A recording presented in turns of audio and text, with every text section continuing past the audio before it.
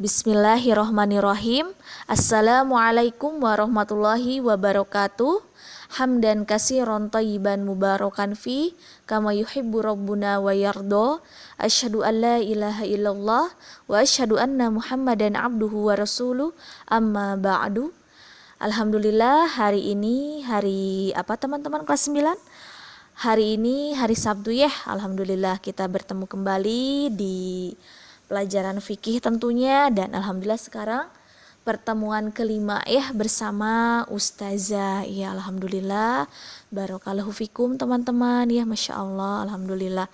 Nah kemudian untuk hari ini teman-teman tidak masuk ke materi yang baru, namun hari ini teman-teman akan murojaah kembali ya bersama Ustazah ya. Nanti teman-teman simak ya materinya, materi murojaahnya mulai dari qirod sampai riba ya. Silahkan teman-teman boleh mendengarkan apa yang Ustazah sampaikan kepada teman-teman ya. Baik, kita langsung saja untuk murojaah ya teman-teman kelas 9 ya.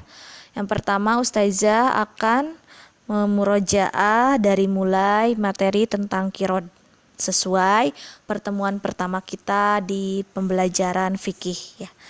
Nah, yang pertama Ustazah akan membahas tentang pengertian qirod. Qirod adalah memberikan modal kepada orang lain dengan tujuan untuk melakukan usaha, sedangkan keuntungannya dibagi antara yang meminjamkan dan yang dipinjamkan sesuai dengan kesepakatan ya. Jadi qirod itu adalah memberikan modal kepada orang lain teman-teman ya. Dan kemudian nanti keuntungannya, keuntungan orang yang dipinjamkan uang tersebut akan dibagi dua dengan orang yang meminjamkan uang. Nah seperti itu ya. Kemudian hukum qirod itu mubah atau boleh teman-teman ya. Karena di sana tidak ada unsur imbalan atau apapun ya. Jadi di sana itu ada unsur tolong menolong, maka hukumnya adalah mubah atau boleh. Kemudian selanjutnya Ustazah akan menjelaskan tentang rukun qirod.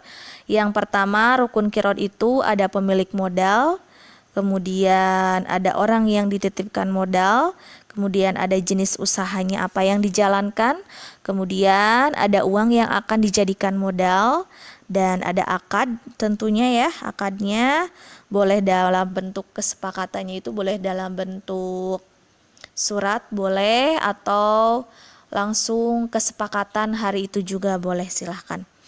Kemudian yang keenam ada pastikan keuntungannya itu tentunya dibagi dua ya teman-teman ya. Kemudian yang ketiga ada syarat qirod. Nah syarat qirod itu yang pertama modal harus berupa uang tunai tentunya ya. Kemudian yang kedua, kedua belah pihak harus cukup umur dan berakal sehat tentunya. Kemudian yang ketiga, modal harus diketahui dengan jelas ya. Modalnya harus diketahui dengan jelas. Kemudian yang keempat, membuat kesepakatan dengan jelas untuk membagi keuntungannya ya.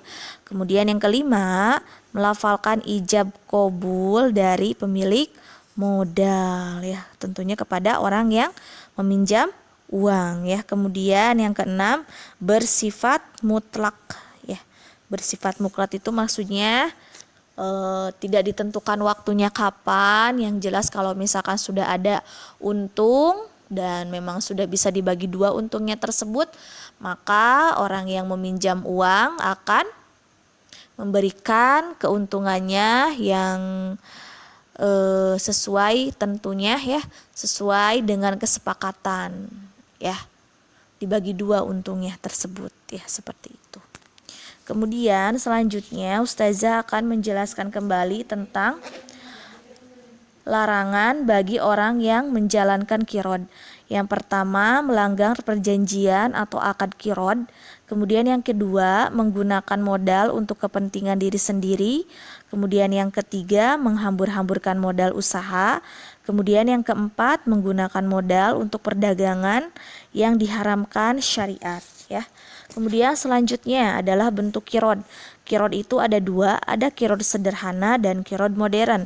Kirod sederhana itu dilakukan perorangan. Yang jelas kirod sederhana ini sudah ada sejak zaman Rasulullah Shallallahu Alaihi Wasallam. Kemudian dalam bentuk modernnya yaitu orang menabung di bank syariah ya, seperti seperti Mandiri Syariah, BNI Syariah ya, contohnya begitu. Kemudian beberapa ketentuan dalam kirod ya.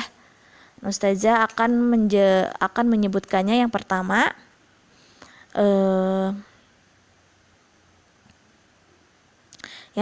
adalah agar kirod dapat berjalan dengan lancar, maka diperlukan kemauan dan kemampuan kedua belah pihak. Kemudian pemilik modal harus percaya kepada orang yang dipinjamkan. Kemudian pengelola modal ya, pengelola modal itu maksudnya orang yang meminjam uang harus jujur, amanah dan profesional. Kemudian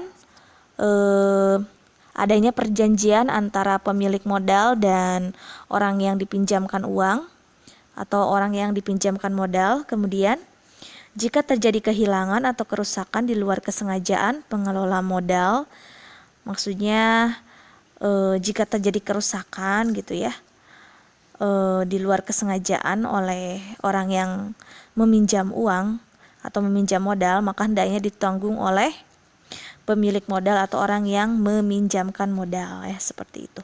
Kemudian terakhir, jika terjadi kerugian hendaknya ditutup dengan keuntungan yang lalu ya, seperti itu. Kemudian selanjutnya adalah manfaat kirod ya. Yang pertama membantu, tentunya ya, membantu mencukupi kehidupan hidup orang yang dipinjamkan uang, kemudian menggalang ekonomi umat, kemudian mewujudkan persaudaraan antara pihak-pihak yang bersangkutan antara pemilik modal dan peminjam modal, kemudian mengurangi pengangguran dan memberikan pertolongan kepada sesama yang kekurangan, sesama manusia tentunya ya, kemudian mewujudkan masyarakat yang tertib sesuai dengan tuntutan syariat Islam. Dan terakhir, hikmah kirod adalah bagi pemilik modal merupakan sarana ibadah karena menolong orang lain untuk melepaskan dari kesulitan modal ya.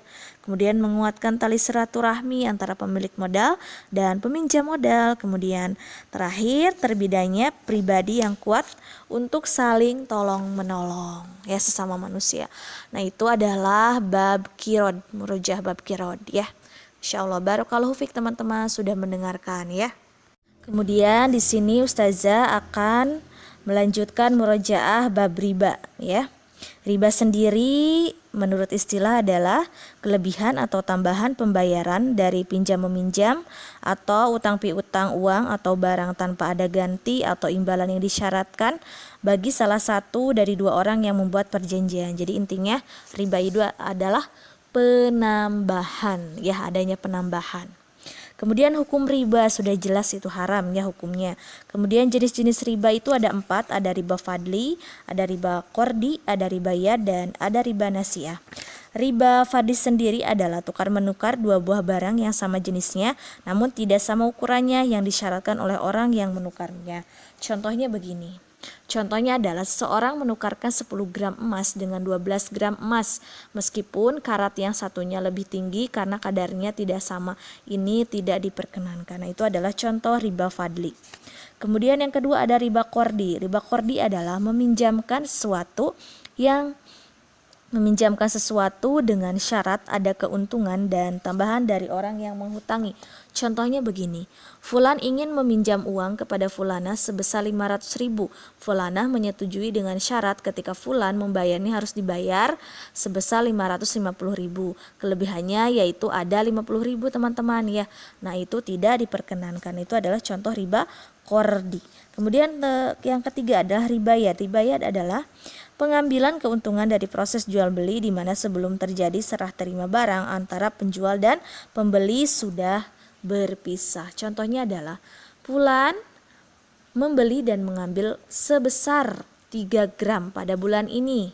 Misalnya bulan ini adalah bulan Oktober, tetapi uangnya diserahkan pada bulan depan yaitu bulan November. Ini tidak boleh karena harga emas di bulan sekarang yaitu bulan Oktober dengan bulan depan akan berubah yaitu bulan November ya. Itu adalah contoh ribayad. Kemudian riba nasi'ah adalah tukar menukar dua barang yang sejenis maupun tidak sejenis atau jual beli yang pembayarannya disyaratkan lebih oleh penjual dengan dilambatkan. Contohnya begini, ada penjual mobil yang menawarkan barang 90 juta jika langsung dibayar tunai, namun jika dicicil harus dibayar 95 juta. Nah, itu tidak boleh teman-teman ya. Kemudian selanjutnya adalah hukum bunga bank dibagi menjadi 3. Yang pertama ada haram. Haram hukumnya karena telah menetapkan kelebihan yang disebut riba berapapun besarnya itu. Kemudian yang kedua syubhat, belum jelas halal atau haramnya bunga bank tersebut. Kemudian yang ketiga ada halal karena bunga bank cukup rasional sebagai biaya pengelolaan bank dan apabila bank-bank itu menjalankan peraturan berdasarkan undang-undang atau peraturan pemerintah. Selain itu karena dalam keadaan terpaksa, darurat dan juga untuk kemaslahatan masyarakat. Kemudian yang keempat, cara menghindari riba dari jual beli. Berikut syarat-syarat jual beli agar tidak menjadi riba. Yang pertama, menjual sesuatu yang sejenis ada 3 syarat, yaitu serupa timbangannya, tunai, dan timbang terima dalam akad sebelum meninggalkan majelis akad. Kemudian yang kedua, menjual sesuatu yang berlainan jenis ada 2 syarat. Yang pertama tunai, yang kedua timbang terima dalam akad sebelum meninggalkan majelis akad. Kemudian selanjutnya adalah hikmah diharamkannya riba. Yang pertama hikmahnya adalah dapat menjauhi dari sikap serakah dan tamak atau tamak ya. Kemudian menimbulkan adanya kerjasama tentunya, adanya saling menolong tentunya ya. Kemudian menimbulkan tumbuh pribadi yang hemat ya. Kemudian menghindari dari perbuatan ya.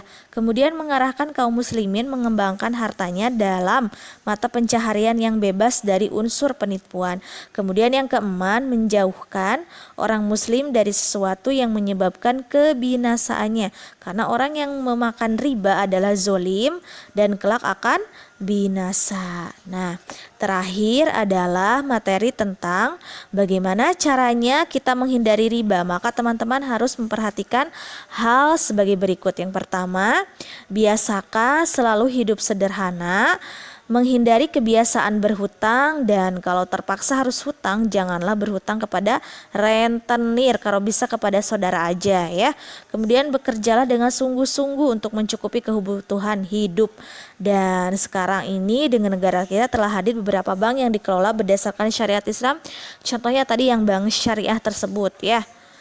Nah, itu adalah cara-cara menghindari riba. Nah, itu adalah murojaah materi bab riba ya. Masya Allah, barakallahu fiik teman-teman sudah mendengarkan penjelasan dari Ustazah. Ya, alhamdulillah materi dari Ustazah sudah selesai ya untuk murojaahnya. Mudah-mudahan bermanfaat untuk teman-teman. Wabillahi taufiq wal hidayah. Wassalamualaikum warahmatullahi wabarakatuh.